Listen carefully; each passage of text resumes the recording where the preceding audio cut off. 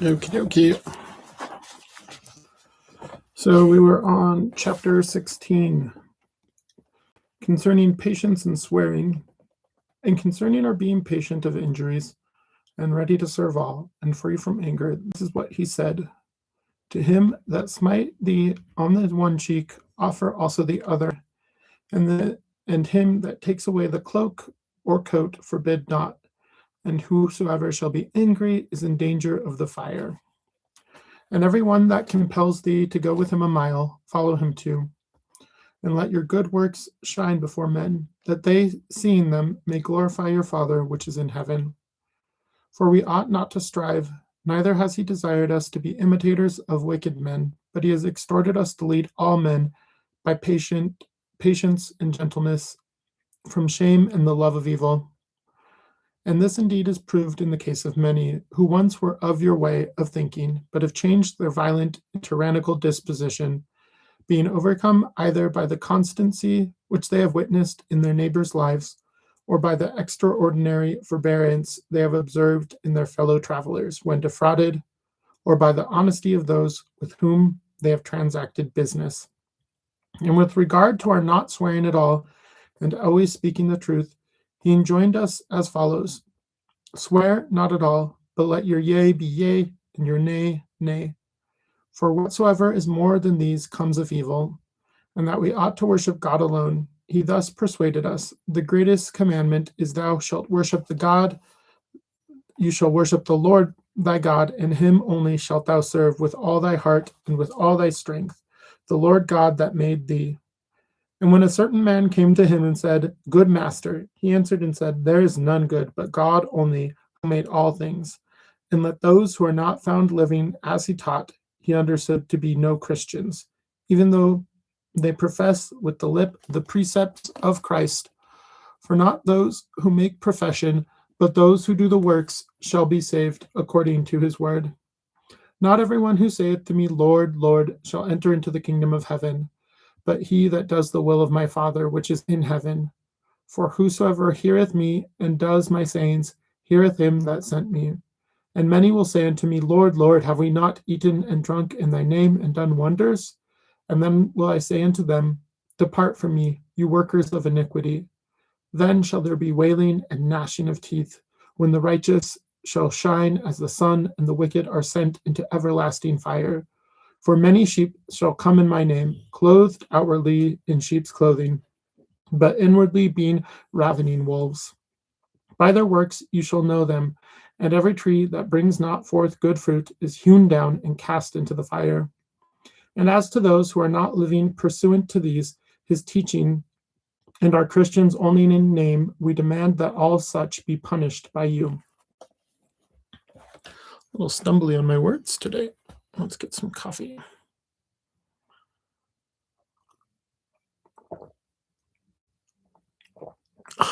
Very good, very good. Chapter 17, Christ taught civil obedience. And everywhere we more readily than all men endeavor to pay to those appointed by you the taxes, both ordinary and extraordinary, as we have been taught by him. For at that time some came to him and asked him if one ought to pay tribute to Caesar. And he answered, Tell me, whose image does the coin bear? And they said, Caesar's. And again he answered them, Render therefore to Caesar the things that are Caesar's, and to God the things that are God's. Once to God alone we render worship, but in other things we gladly serve you, acknowledging you as kings and rulers of men, and praying that with your kingly power you be found to possess also sound judgment.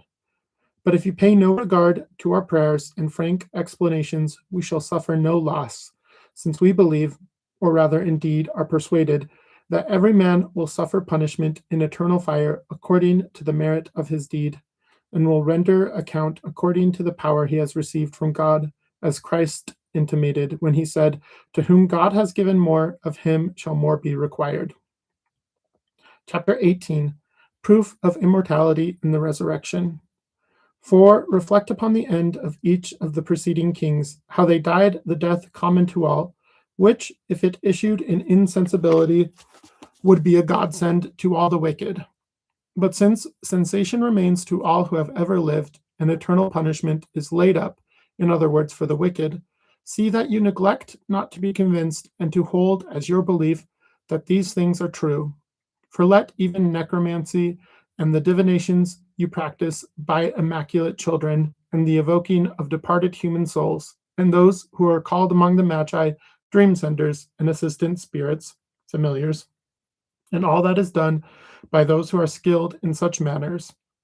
Let these persuade you that even after death, souls are in a state of sensation, and those who are seized and cast about the spirits of the dead, whom are called demoniacs or madmen, and what you repute as oracles both of Amphilochus, Dodana, Pytho, and as many other such as exist, and the opinions of your authors, Empedocles and Pythagoras, Plato and Socrates, and the pit of Homer, and the descent of Ulysses, to inspect these things and all that has been uttered of a like kind.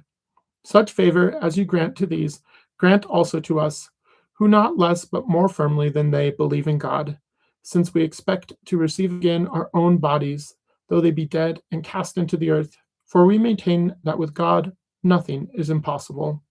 There's a footnote about the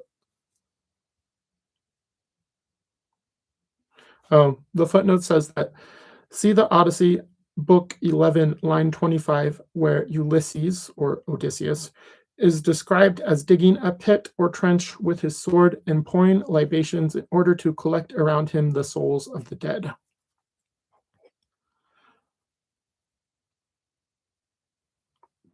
It does make me wonder how wild and mythological Nolan's upcoming Odyssey will be. Hopefully it'll lean into that. I think that'll be pretty cool.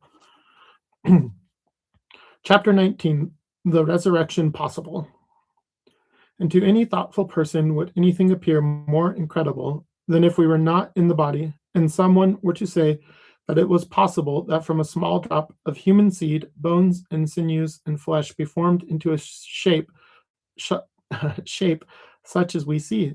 For let this now be said hypothetically. If you yourselves were not such as you now are, and born of such parents and causes, and one were to show you human seed and a picture of man, and were to say with confidence that from such a substance such a being could be produced, would you believe before you saw the actual production? No one will dare to deny that such a statement would surpass belief. In the same way, then, you are now incredulous because you have never seen a dead man rise again. But as at first you would not have believed it possible that such persons could be produced from the small drop, and yet now you see them thus produced, so also judge you that it is not impossible that the bodies of men, after they have been dissolved, and like seeds resolved into earth, should in God's appointed time rise again, and put on incorruption. For what power worthy of God those imagine who say that each thing returns to that from which it was produced, and that beyond this not even God himself can do anything.